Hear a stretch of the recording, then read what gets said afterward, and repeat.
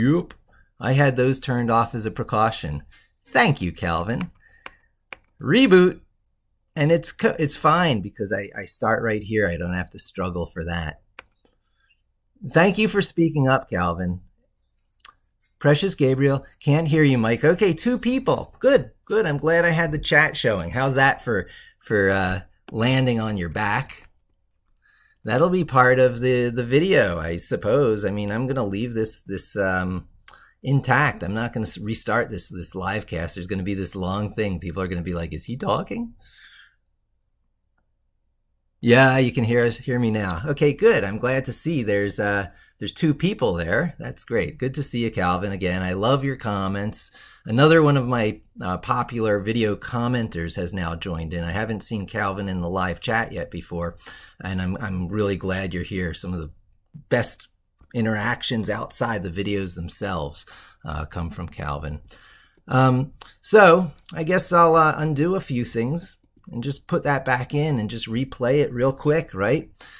So I am here because it's time to try and make it. It's time to try and make this thing work. I'm one of these people who in the past has done a number of things on YouTube on and off just to keep my hat in the ring, my foot in the door, use whatever metaphor you like.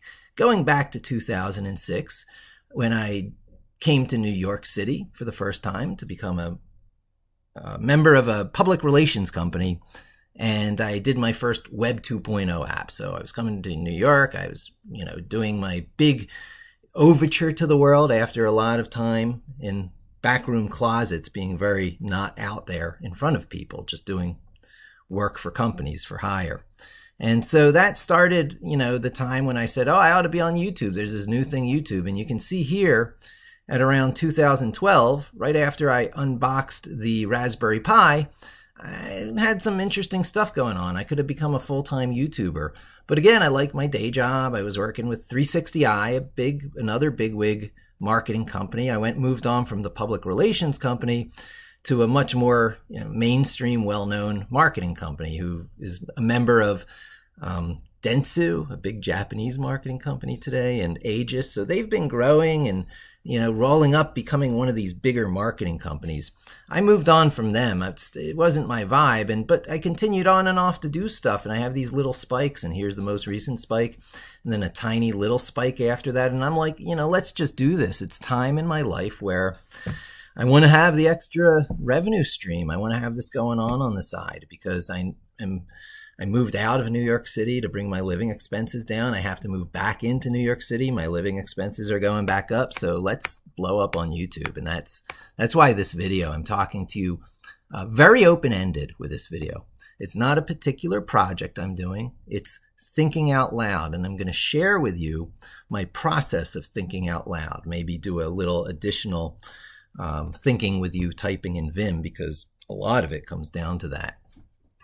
I also do the t-shirt reveal. Anyone who watched my driving videos from this morning knows that I'm channeling the Ryan Reynolds Green Lantern, which is much maligned, but was a really good movie and great for Green Lantern fans. They were really onto something. It's a shame that wasn't how they booted the DC Marvel Universe. It would have been a lot less dark and a lot more enjoyable. So there's a very good chance you'll be hearing from my child, who is upstairs and is texting me, but I'll be sending them to the fridge to get some of the blended drink from my Vitamix blender. I've got some really delicious stuff waiting for breakfast. Okay, so how do you blow up on YouTube?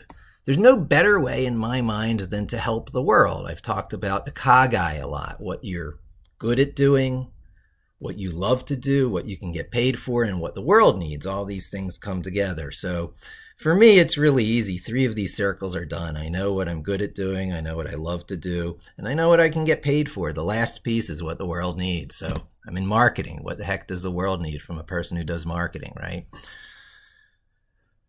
So the first thing that occurs to me is setting a good example for the aforementioned kid. I don't want to blow up, but baby, if I did, I could set a good example for a kid. So let's apply my macro to that, because I wrote a macro that formats stuff like this very nicely.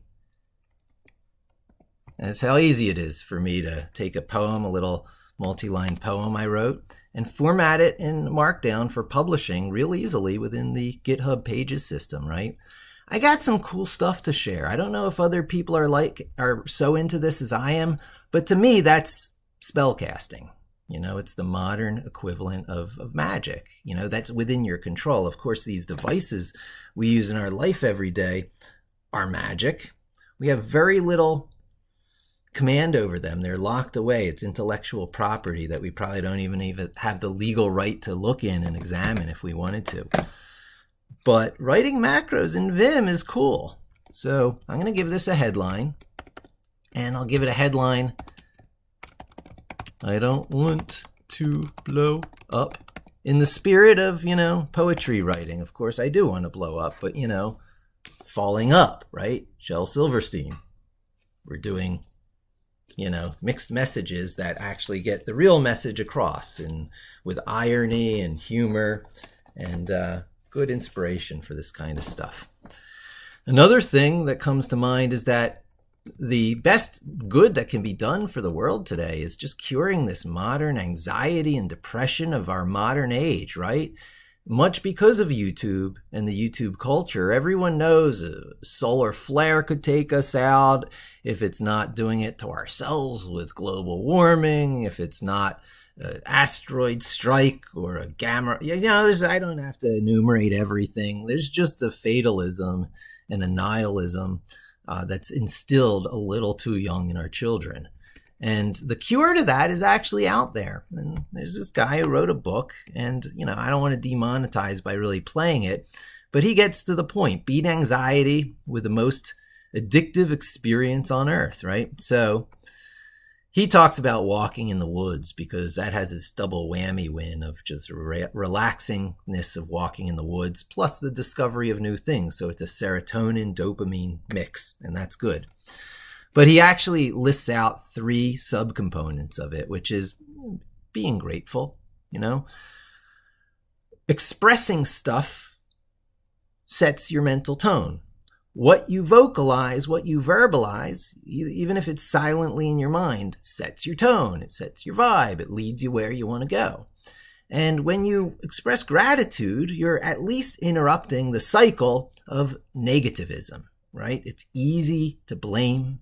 It's easy to say, yeah, but, or I just, and always have a reason for why things are terrible. But it's difficult to have reasons for why things are good. So the exercise of listing things that you're grateful for, very good exercise. Also a certain mindfulness, the ability to do breathing exercises, the ability to calm yourself. Now, meditation is, I'm on the fence about it. I'm neither here nor there. It's a little bit foo-foo to me, but breathing exercise is good.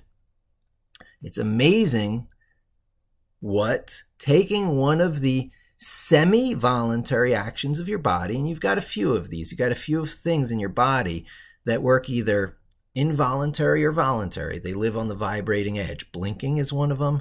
Breathing is one of them. I don't know, maybe walking could be considered one of them. But when you think about it, you take control of it. When you don't think about it, your body takes control of it automatically on its own. It's got the muscle memory component, and it's got the practice deliberate control component. That's what mindfulness is. You step in, you take control of one of these things that lives right on the balance between involuntary and voluntary, and you can demonstrate to yourself that you have control of yourself. And over time, with an exercise of maybe like 10 deep breaths in through the nose, out through the mouth, doing it 10 times, you can change your mental state. Everyone in the world needs to know that. Again, if you need to Google something and have some opinion other than my own, if it's this guy on the flow state in the zone, he's pretty good on the flow state in the zone. So big think, good guy. 3.8 million subscribers. I'd love to get somewhere near him. This other person, which I never remember his name, he's like a Tibetan monk or something, but all you have to do is Google on, monkey mind. And he is going to be one of the top YouTubers on it. There he is in the first YouTube, Understanding the Monkey Mind, with Yongye Mingyur Rinpoche. I'm sure I'm mangling his name. And again, I don't want to be demonetized, but I'll just jump in real quick. And then, oh, it doesn't autoplay. How about that? I didn't know that. He'll talk about the monkey chatter of the mind. And, you know, if you want that mindfulness and that ability to silence your mind, that he brings to it. So, and then this last one is, of course, exercise. And it's to each his own, you know, just take a walk, do some bike riding, get your heart rate pumping. It does wonders. And these three things are the main escape. Now, there's others. There's diet, of course. Diet fits into this. But these are the known cures for depression and anxiety. You focus on these and you get the tricks that work for you. You know, for some people, it could be a walk through the woods. If you don't have woods available, you go to a happy place in your mind and you just keep trying until you find what works for you. And you quiet the negative Nelly who tells you that nothing's going to work for you. Something's going to work for you. You'll find it. You got to keep getting up and keep trying it. So I find that my role to sort of blowing up is to help people do these basic, simple things that really everyone, it should be taught in elementary school. It's, you know, life 101. But, okay, so the breathing exercises I find in particular, people who have difficulty getting over the hump, they just don't believe it. And these things are not either not believed or beloved or even known. Yeah, so it's probably a little from column A, not believed, a little from column B, not beloved, and a little from column C, not known. So helping the world get over their anxiety and depression, the same ways that I found I was able to, and by making a career out of it to boot. That would be my Ikigai, my fourth circle in the Ikigai diagram of what the world needs. So, you know, I plan on blowing up by teaching that this fourth circle, which is mostly of a technical nature, is something that can be taught. And also my stories. Always stories, right? The stories of what led me to where I am today. This vimmer, who vimmity vims while I think. Vimming is thinking and thinking is vimming. And I think people like that. I think people want that. I think it's the cure to a lot of things people don't even know it would be a cure for. Acquire skill A, win battle B. The connection is not 100% clear, but it's certainly there. Wax on, wax off, as us 80s and 90s kids know. It's martial arts. You're marshaling resources. You're marshaling your internal resources through those breathing exercises. That's the first step. It's always the first step. Chest out, shoulders back, breathe deep. The mental state follows the physical projection. You physically project the state that you want, and your mental state follows. Anti-depression 101. It's not that easy. I say it like you just do it and it's easy. It's not. It comes over time. It comes over lots of exercises. Wax on, wax off, you know. Polish Mr. Miyagi's car. So what now? Why will you blow up on YouTube? Why will you have additional revenue streams in life merely for who you are and what you do anyway? Start by telling your story. Start with a question. Why, despite my earlier in life aspirations to be a Mars colonist or other sort of scientist, your ass ended up in marketing? Marketing! You wanted to be an engineer or a scientist. And I'm helping peddle products. And I ended up there by way of Commodore computers. And then Commodore went away.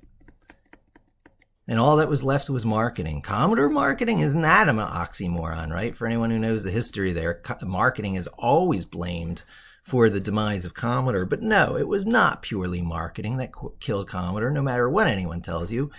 Engineering has to take just as much blame for not moving the product forward during those critical years that the PC, the IBM style x86 PCs, rose to dominance from around 88 through 92. By 92, nothing Commodore could do, product-wise, could catch up with PCs.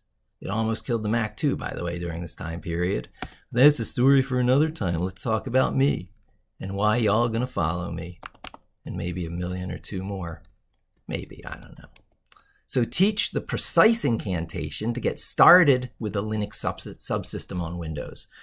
There needs to be a Pied Piper for getting on to text-based, old-school Unix/Linux. It's easier than it's ever been. The incantation is WSL space minus minus install. Call it LSW and refuse to relent. It's called WSL, but it's the Linux subsystem for Windows, so it should be LSW. Show another way to kick Linux's tires with Levinix.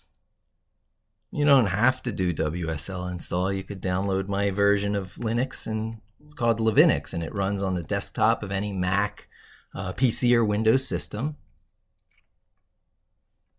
Let me answer my kid. My kid is texting and calling.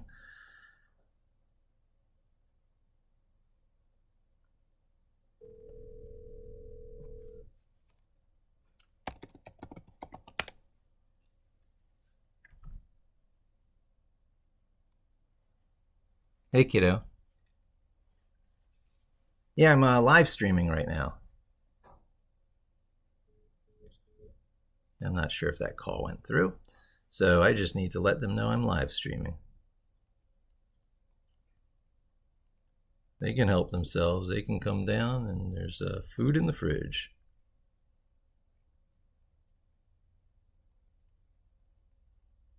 I'll make them lunch and everything, but when they're just starting their day at 1:13, I am not jumping to respond, especially once I started this. So there you have it. Levinix.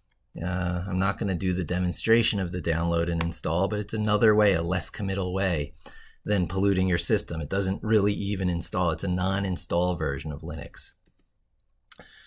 And, it lets you build up some resiliency, because right away you're going to be faced with a problem with logging into it because of a SHA-1 login problem.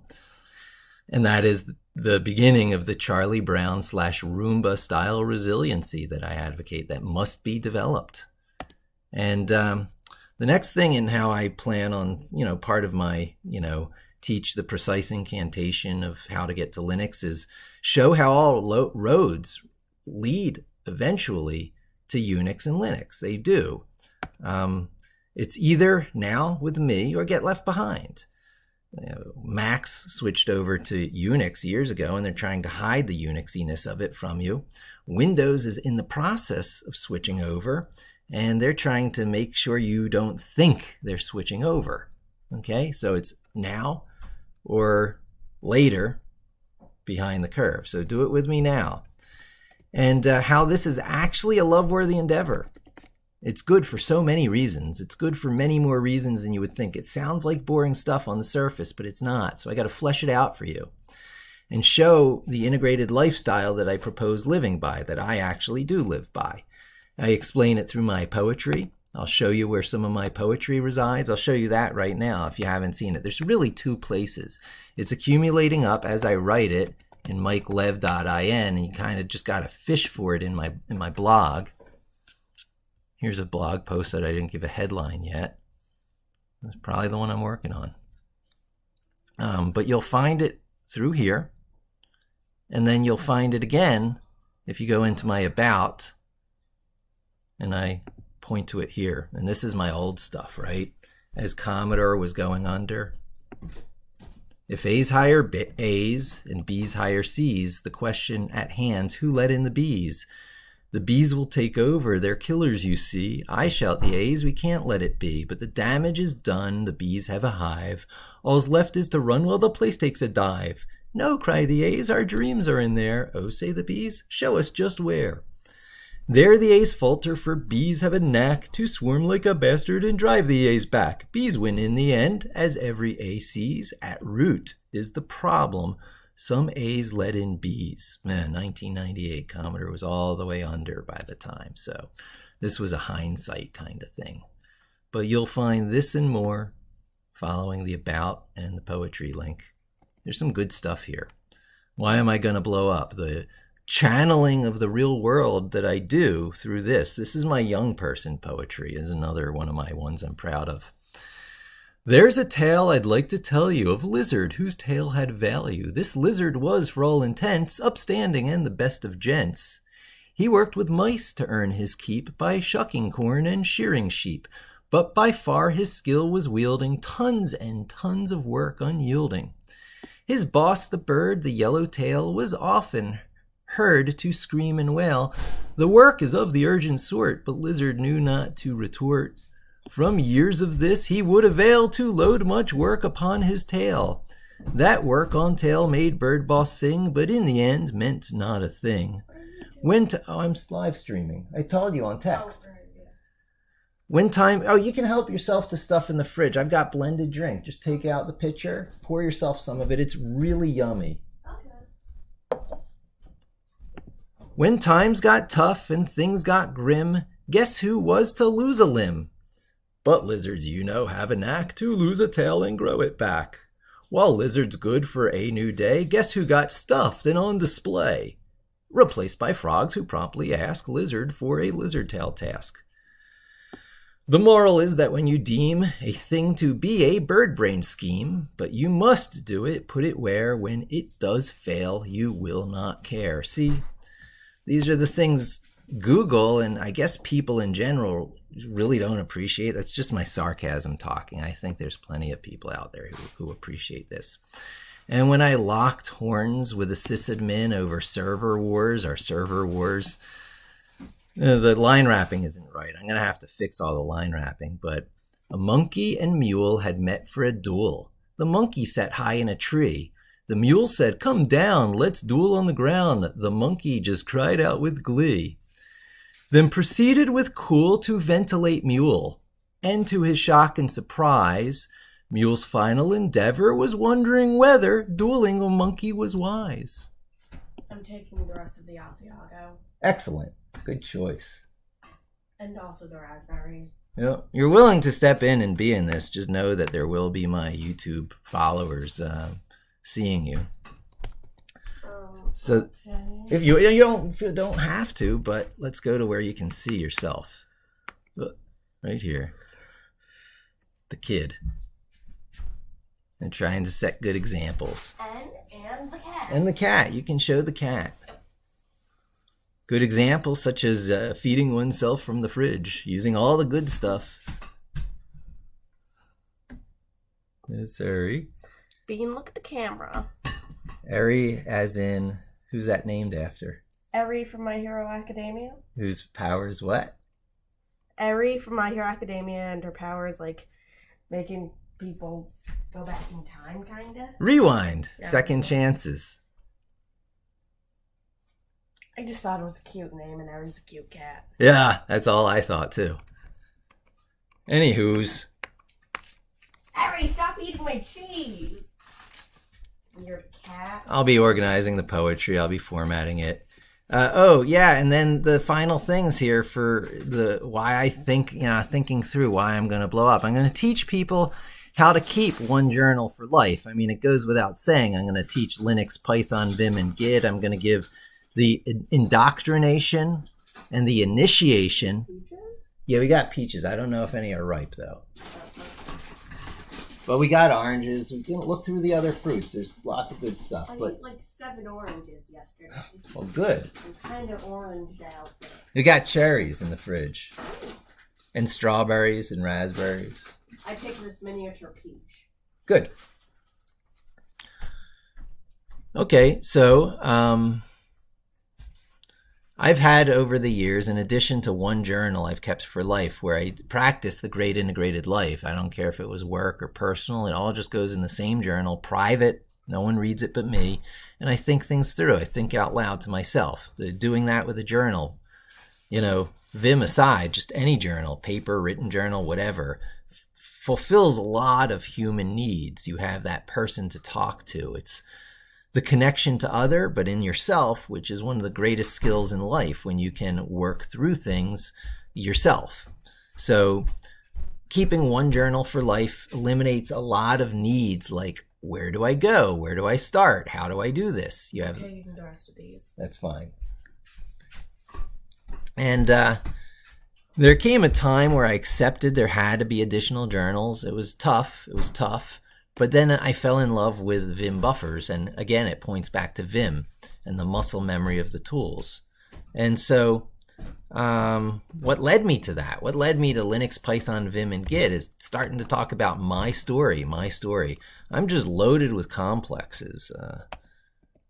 It starts with good son complex. Shit went down with both my parents. It was very difficult. So my dad died when I was graduating college. The week I was graduating college, my dad died. And I had to take over his check cashing store. And in the process, I had to shoot a guy. I was being robbed. I shot him. And my sister moved in on me in my dad's old condo with a friend. And my mother started going crazy. So I was from all angles. It was just nuts. And then after all that, years later, my mother did go crazy and disappeared. And I put my life on hold to go rescue her. And after I did and helped her and nursed her back to health and got resettled and stuff, she disappeared again. And the story of me not putting my life on hold that second time, and the pain of, there's so many things I could fill in at that point. The pain of this, the pain of that. Of course, there was a Commodore complex. Anyone who follows me knows I went to work for Commodore. And the main thing, the first thing on the surface was the future was now, and nobody cared. Just me and this Philadelphia Amiga users group, some like-minded people. The rest of the world was just like, what Amiga? We don't know what you're talking about.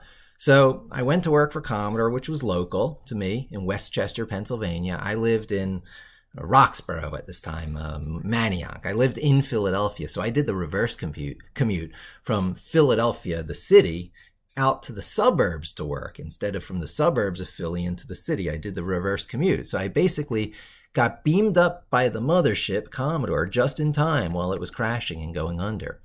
I went to work for a Commodore spin-off company, a software company called Scala, and had anger from that, from what I felt was a betrayal. And then I repositioned myself from the Amiga and Scala software to program just general web software on Windows web software. How could you go wrong? And it went wrong, and I felt more betrayal. And so then eventually, with nothing left for me in the whole Philadelphia area, technology, companies, none of that stuff, it all just dissolved out from under me, and I was feeling betrayed. So now was the time to make a move. So I moved to New York City, got married, probably a little too quick, but, best gift of my life, the results of that. And subsequent betrayal, and a bunch of realizations now. I'm getting older.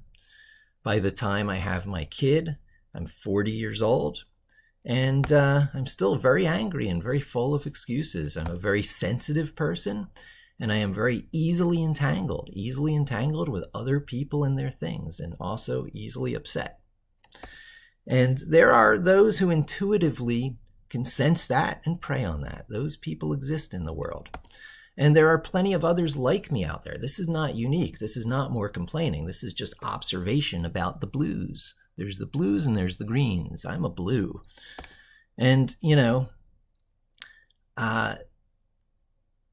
there's two directions these blues can go when faced with the hard realities of life. They can either get utterly ruined by it and turned into hollow people by this fact of life, that life is hard. Life has a lot of stuff, conflict that you have to get through. No one's going to shield you from it. There's no going to sleep and escaping it all except for the coward's way out. So the other way, the blues who are feeling awfully stressed over life, is to rise above it and to somehow rise above it doing something different. There is no betrayal. There's only the inability to adapt. And the very definition of stupidity is repeating past mistakes without learning. So there must be something wrong with me. Realizations. We're under the realization section. Talk about the realizations. There must be something wrong with me. However, in addition to accepting it internally, I do believe that there is something like a giant reset button particularly in the field of tech. It is very real. Commodore technology going away, then Microsoft technology going away. That is just so real. And it somehow hurts me more than it hurts others in tech. Really, right? I mean, how come other people aren't complaining about this? Am I unique in this, that the reset button and having to retrain and relearn everything you know is actually a setback? How is that not talked about by everyone all the time? It eludes me. And so it occurred to me, the realization there is that many people who are not in tech couldn't even get over the hump the first time. They're not in tech. They're not complaining about it. You don't hear about it because they're not in tech. They couldn't get over the hump the first time. They couldn't get over those initial inertial resistance, initial inertial indoctrination. That's good thought. Initial inertial. Ugh. Charlie Brown. Half of Vim is correcting your mistakes.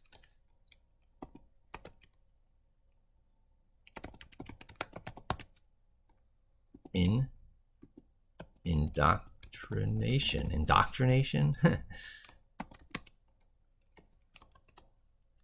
And then the part of that realization is that if I'm going to stay in tech, if I'm not like switching to management, if I'm going to be doing the stuff I love, and are you still there? You can chime in because we're just about at the end here. It's really not much more before I get to the end of this, right?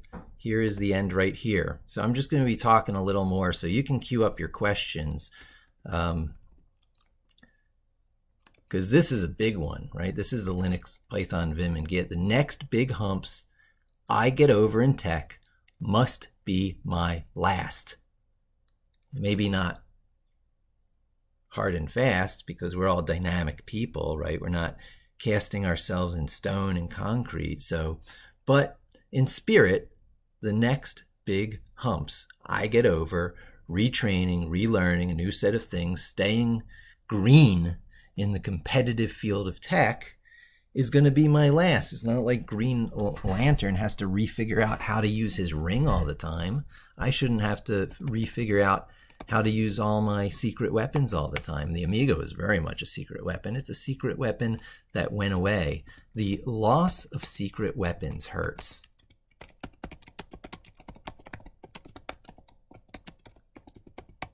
The loss of secret weapons hurts. That's a huge part of the realization. Let's see if you folks are there. There's this. Oh yeah, it's part of the web browser. I'm still getting used to that. We stream from the web browser. Yeah, you're there, you're coming, you're on and off. Looks like I'm still streaming. The end stream button is there. Yeah, hey folks, it's cool. All right, so how can you learn things for the last time, at least the large subject matter things? Oh, wait. What was that old stuff from Amiga DOS that still really applies today? In all that Unixy stuff I've been noticing, shells and scripts and piping and output redirection, that couldn't really be big enough to specialize in and make a love-worthy career out of it, could it? Well, I will not talk about the Python and Git part of it, but for the Linux part of it, yeah, it's big enough that Microsoft makes it that easy to get on your machine. Yeah, you open a command line. If you're on Windows 11, com, start typing com, pull that up, WSL space hyphen install. It'll change your life. Change your life. There's part of my Akagai. It's to help you folks understand that it's not as inaccessible as you might think. I might actually download Levinix to show you the equivalent of it, since the Windows subsystem for Linux is already on my machine. Next thing is Windows Terminal, because there's got to be a terminal. There's other things. If I were to put other things here, I would say, in a pinch, you should know how to use a program called PuTTY. There is a program called, SSH through PowerShell. And on the Mac, it's just the terminal. So there's a lot of roads to this stuff that will get you through, that will get you to a very TTY-like environment. Teletypewriter, TTY-like environment. Right, so the first thing is Linux. This one here is just all about getting Linux, ready at your fingertips. Linux.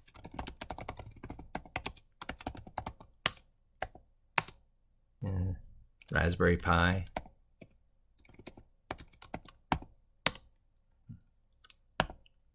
Linux. There's lots of ways to it. You can get Linux at your fingertips a lot of different ways, but you want to integrate it into your everyday life. And there seems to be no better way to integrate it into your everyday life than to ensure that you can just pull it up like that. That's it. This is Linux, right? That's what it looks like. And, it says this message is shown once a day. To disable it, please create this file. It will silence this message. But it reminds you that you are, in fact, in Linux and not in, one of the other shells that could appear. If I were to hit function F11 to get out of full screen mode, you'll see that we are in the Windows, the Microsoft Windows terminal program, which is their unified command line terminal wrapper. I don't know. And you can pull up different ones. If you wanted a command prompt, there's a command prompt. If you wanted a PowerShell, there's a PowerShell. I changed the colors. It's kind of hard to tell. They make it like this obnoxious blue so that you can tell you're not in a command prompt. There's Ubuntu 20.04. There's an old school DOS. We knew it as DOS, command prompt.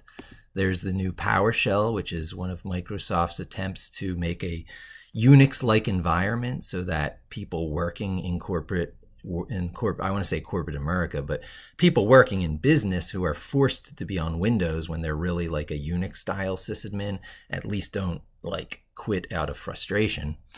That's PowerShell. And I have things to get onto some Amazon services that I have, some Amazon Elastic Computing Cloud instances out there.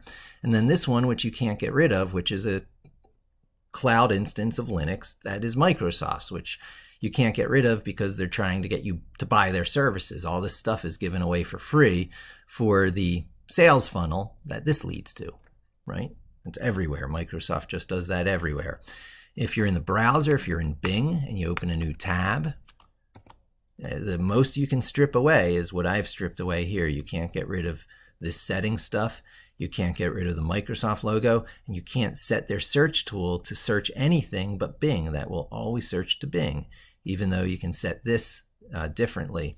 And these are just two examples of all the many things that funnel you into being a Microsoft sheep. Microsoft has great products, but you don't want to be beholden to them. It's just dangerous for your career. It's not like they have any loyalty to you. So,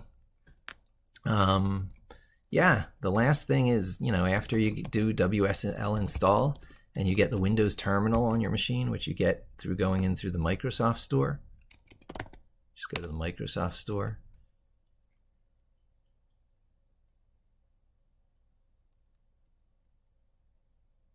You type Windows Terminal. And there it is there. This is what you want on your machine, or the one called Terminal Preview that gives you some future features. So how is this related to me blowing up? It's because, and we already talked about these things, that's just repeating. It's because I'm going to be telling my stories, right? You blow up because of who you are. You blow up because of where you came from and where you're going and what your aspirations are and how other people relate to you. So that's really what I'm doing, but with a little bonus. So, bullet point out my stories. Oh, you can change the home page. Oh, thank you, Otto. Otto is always full of interesting things that I have learned once and taken as assumed knowledge and not necessarily true. So I can change my home page of when I open a new tab to be, say, Google, for example. I don't particularly want to go into settings and give away too much. Maybe I do. I don't know. There's probably not that much private. You see one of my emails again, no big deal. Profile preferences, right? That would be new tab, automatic profile switching, external link sign on. Profile preferences for sites, choose automatically, switch to appear here. Yeah, I'm not going to get bogged down in that, but I will take your advice. Thank you, Otto. And so if your stories, it's not always your stories. For a lot of YouTubers, it's just hyperbole and bombastic stuff. I mean, like making a clown of yourself, right? Not who you are, but pandering to what people want to see. And there's actually going to be a portion of that, how much to pander. So that's one of the things, but work my way through the stories that I have to tell, relate them to the work I have at hand and aspirations, because there's always, you have more options in yours, Windows 11. Yeah, I'm still in Windows 10. I'll get to Windows 11. In fact, the story of getting on Linux will start with this machine. I've reset it. You saw me do Windows 11 on this machine, the upgrade from Windows 10 to Windows 11. And you also saw me go to the Windows 11 Insider, the Microsoft Insider program for at first a developer Windows 11, and I couldn't get my machine back, so I rolled back to a beta Windows 11 in hope for certain features that weren't really there, and I didn't get any of them, so I reset back to the default Windows 11, the standard one, and so and also factory reset. So I'll be settling into this machine again with you and really walking through that indoctrination. I should really say that, work your way through them being the stories, but emphasis on indoctrination to the world of text-based Unix/Linux.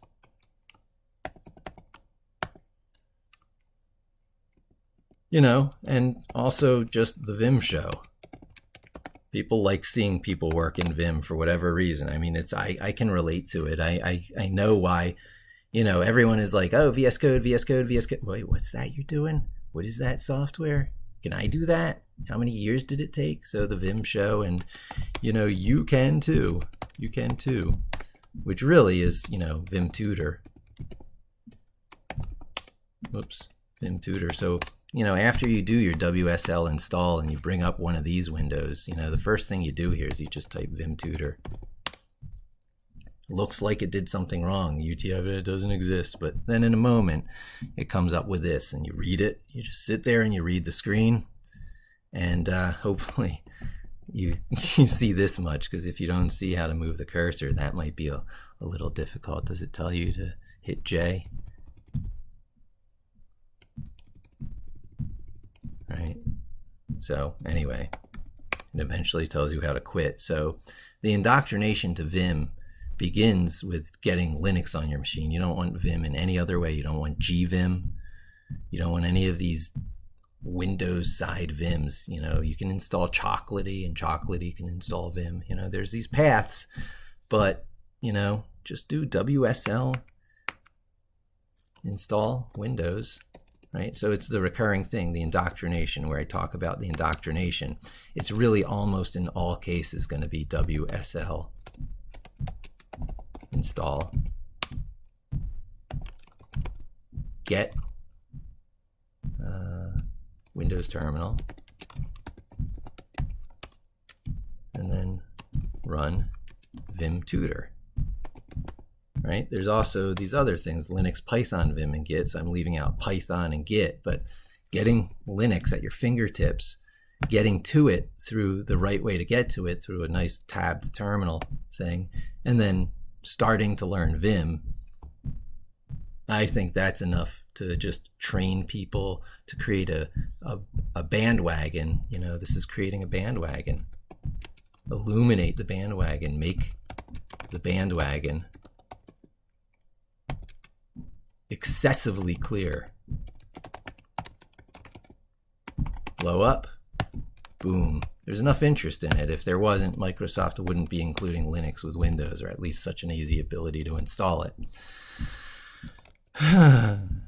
and remain flexible on it all, because, after all this Linux, Python, Vim, and Git stuff I talk about, I'm still a Jupyter Lab, J-U-P-Y, Jupyter Lab fan. And Jupyter Lab is only possible because of certain JavaScript technologies, which are just facts of life. You can't get away from it. It's not like JavaScript isn't going to be part of your technology life over the next 2 to 5 years, 2 to 20 years, 20 to 40 years. I don't know. But it's not as much the P in the pool of tech as Python is. You wouldn't think so today. That statement would be contested with some validity today. Over the years, that statement will be less and less contested, because everything JavaScript is Node.js. One thing. Well, two things. The browser. Everything JavaScript is. I have to change my tab indents number. Everything JavaScript is the browser and Node.js. There's a few other things, but they're hardly worth mentioning. And this is not much. You'd think it's everything with the browser. It's pretty big, but that's like the laser printer of today. It's just the interface to the software. It's not the software itself. It's the user interface to things that lurk behind, like laser printers were back in the day, which had PostScript. PostScript was the laser printers, what JavaScript is the browser's user interface, interaction. So that's a du jour thing. That's a platform-dependent thing. That can come and go faster than you think.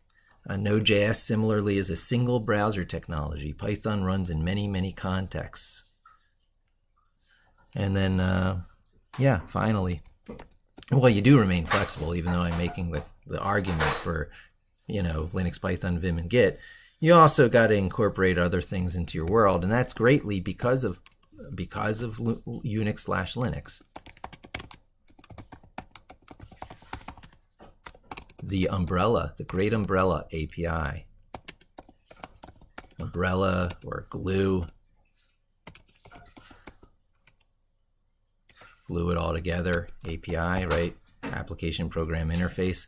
Linux is how all this stuff gets run. So if you learn Linux and piping information between things, it doesn't matter what technology the Linux-like command is, actually invoking, as long as standard I/O, standard information out, standard information in, piping, it all unifies under Unix and Linux. The one that you might like best when you go into a file would be perhaps Python in my case, but there's a certain technology agnostics here that I'm advocating.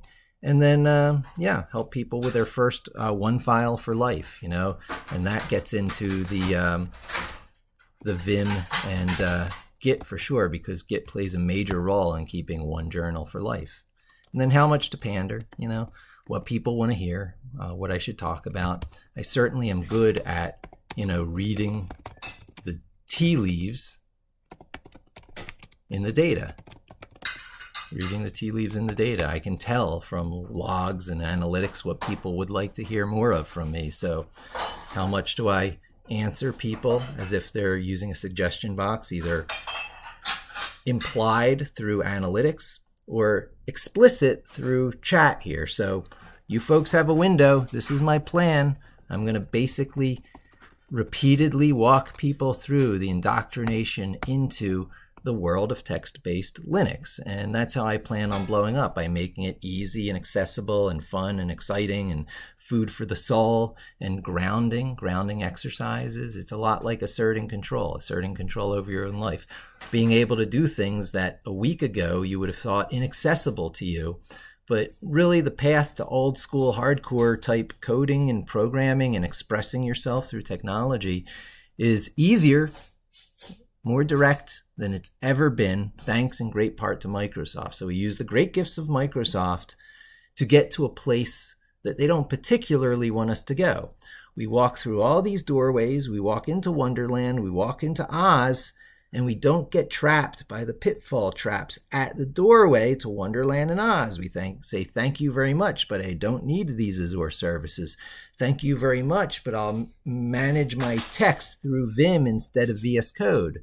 Thank you very much, Microsoft, and on the next machine or two down the line, you'll be on pure Linux instead of being on a Windows desktop. You can still have a desktop, GNOME and KDE, and all these various Unix desktops are just fine. People say they're not as polished. They're more polished. Only with Windows 11 did Microsoft purge out of most of this ancient-looking Windows 3.1 stuff that lurked right beneath the surface. So there you have it. Any questions?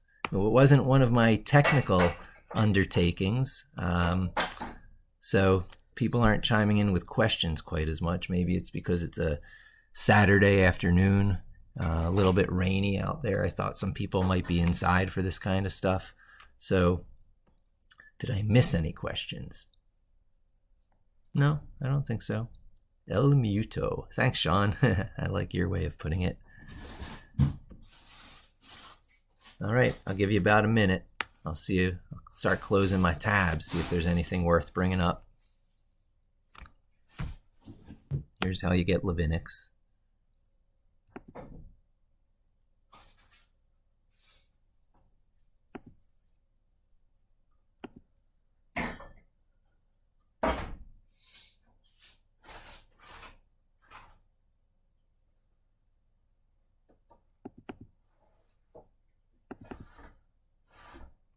You click the one that goes with your operating system. Open. Allow access.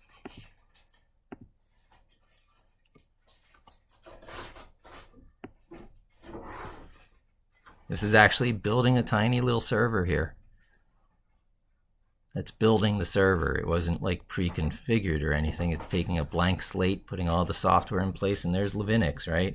You can try and log into it. That would just be sort of extending this process out. I mean, do it for yourself. Follow the instructions. Do it. So that's it. You have Linux. That's on your machine. That's on my machine right now. You could interact with it through this directly, or you could open a PowerShell. In fact, SSH TC at localhost -p. I'll just move this. I go like this, and I drop this onto the same window that has a PowerShell here. We'll use arrow snap to put that there, and then we'll follow those instructions. You use the SSH program. In fact, you got to SSH. You got to follow the commands. TC at localhost -p 2222.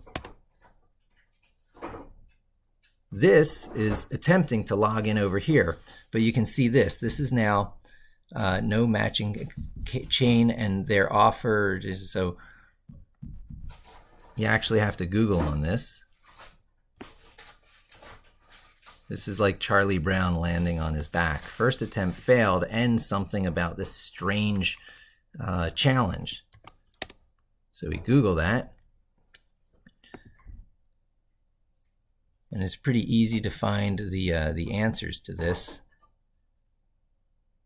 You have to insert this into that command. So we do this over again, but we just paste that as part of the command. -o is the argument, and this is the value going in for the argument. Maybe not. Do I have it wrong? Maybe it has to go after the SSH.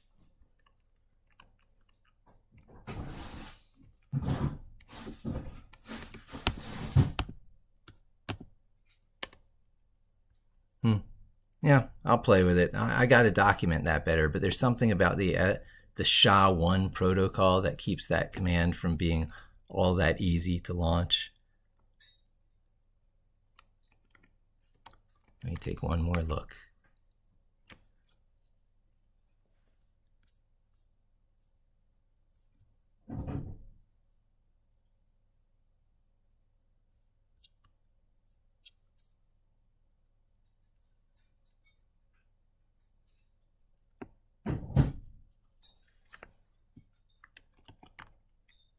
That's a slightly different presentation of the answer.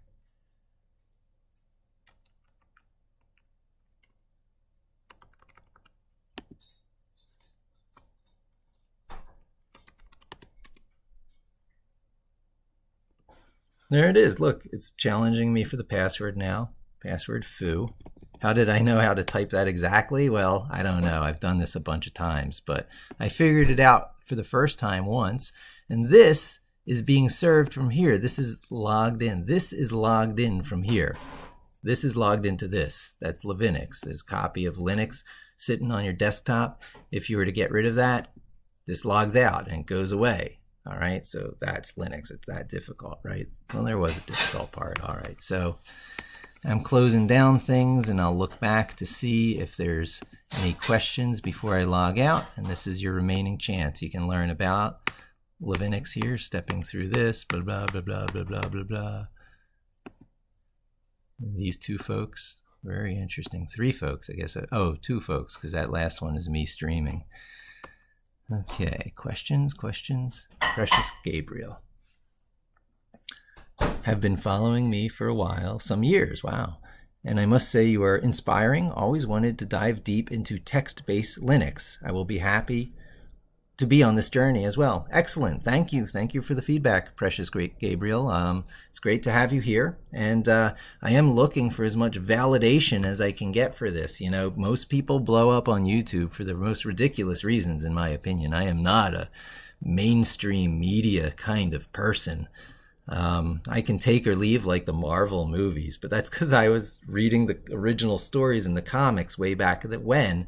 And, you know, everything feels like Johnny-come-lately to me, and I have a little bit of a yawning, reaction to, augmented reality and stuff. Like I was doing that on the Amiga in the 90s. So I have a lot of interest as to whether I'm really onto something here, whether everything old is new again for real, that people could fall in love with this, and that whether people could fall in love with this on a large enough basis for it to be the center of my YouTube presence, Here's how you become old school in the modern world, and why it's worth it, and how it's more accessible to you than you may think, and how the side benefits of like having Vim for a personal journal are grounding the cure to today's, real epidemics, which are something very different than what the media makes out. And I think we're all tuned into it. It's strange.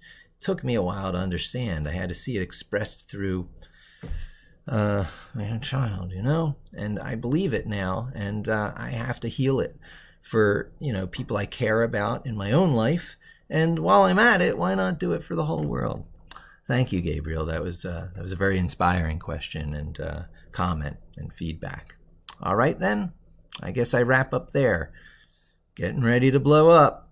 I'll plan some stuff out, write some stories, do some interesting projects, and walk through a very clear indoctrination into this world for everyone who has really wanted to. The iron is hot. The iron is hot, especially if you're on Windows 11. Mac doesn't hurt either. Macs are invited on this journey. Windows 10, it's still a little bit difficult, but I'm staying on Windows 10. Aside from the initial install of WSL, I just generally like Windows 10 a little bit more still.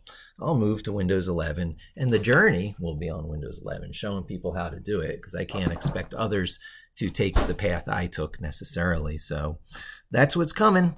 And if you have ideas, send them to me. You probably have my contact information from 2 or 3 different ways. I spilled it by accident by now live streaming, but so what? I'll go in there and blur it when the software someday supports that. But for now, thanks for joining me. Hope to stream to you again soon. Don't forget to subscribe. Don't forget to hit that bell to be notified of live broadcasts. Don't forget to thumbs up this video and all that happy stuff.